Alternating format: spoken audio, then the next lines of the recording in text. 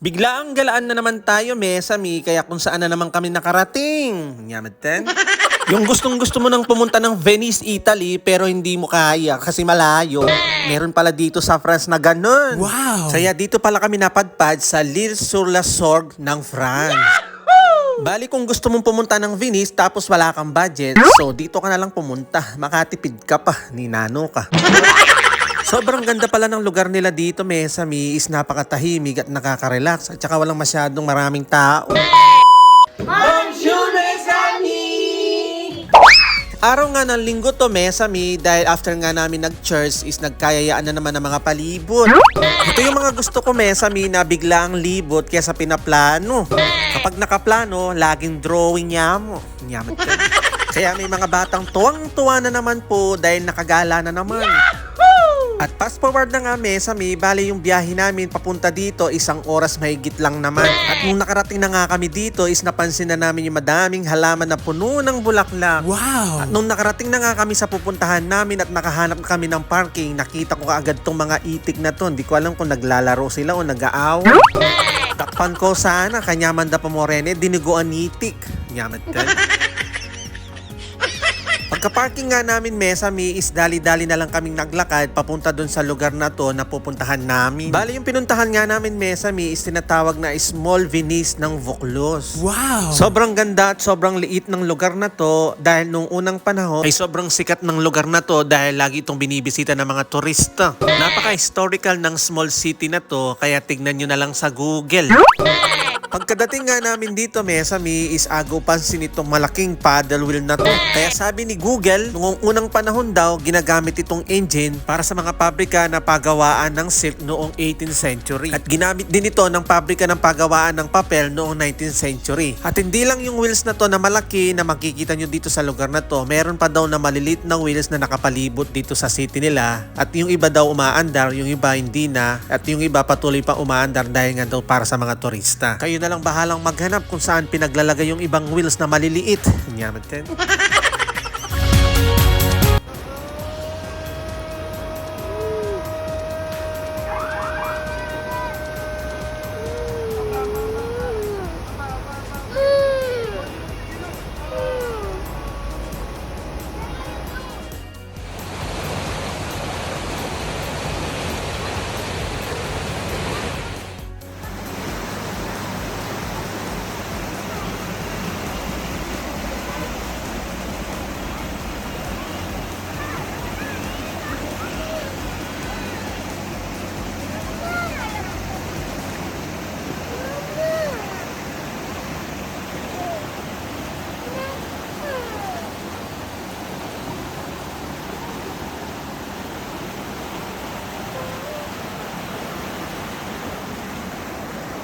Kaya pala tinawag itong Small Venice dahil nga meron siyang mahabang river. Yun nga lang, hindi namin nakita yung mga bangka, baka bumiyahin na sila. At kitang-kita din sa gilid ng river is may mga restaurant. Ayan, pwede kang kumain dyan at mag-relax. Habang pinagmamasdan mo yung paligid ng river at maririnig mo yung hampas ng tubig. Nyaman ka.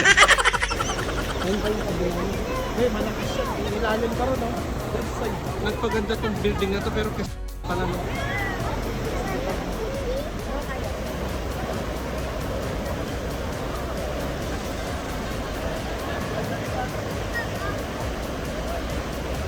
Sobrang ganda din pala dito, Mesami, lalo na kapag gabi na. At pwede kang tumambay dito, lalo na kapag may kasama kang jowa. Kung wala kang jowa, ay huwag ka nang pumunta, matulog ka na lang, magkulubot ka, tsaka kamato. At habang nakatambay nga kami sa paligid, Mesami, is nandito na naman yung mga boys natin na mahilig din sa animals. May nakila naman pong ngitik. Oreni, buridon dakpan, ulido kanuada. Inala. Kaya pala gusto nilang huliin, akala ko naman aalagaan nila, yun pala gagawin daw nilang adobo.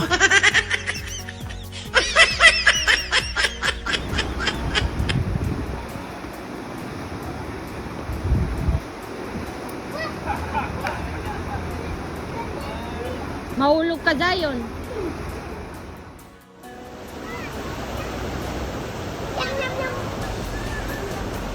Ouais, ça c'est pas bien, c'est des vraies flèches.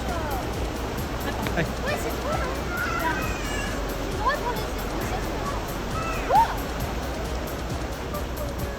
After nga namin tumambay sa may harapan is naglakad-lakad nga kami sa paligid para maghanap nga ng souvenir at nakarating nga kami dito sa may likuran at may nakita kaming historical church. Wow! At every morning daw merong open market dito at marami mga nagtitinda ng isda. Baling punong-puno daw yan papunta doon palabas doon sa may river na napuntahan namin.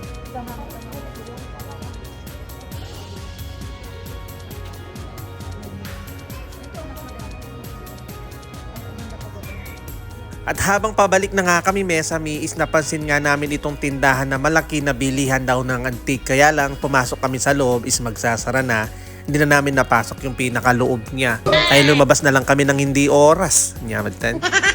Kaya may manuli na kerugong agad. Pota mabengi kep. Kaya hanggang dito na lang po muna Mesami. Thank you for watching! Amiento! Ciao!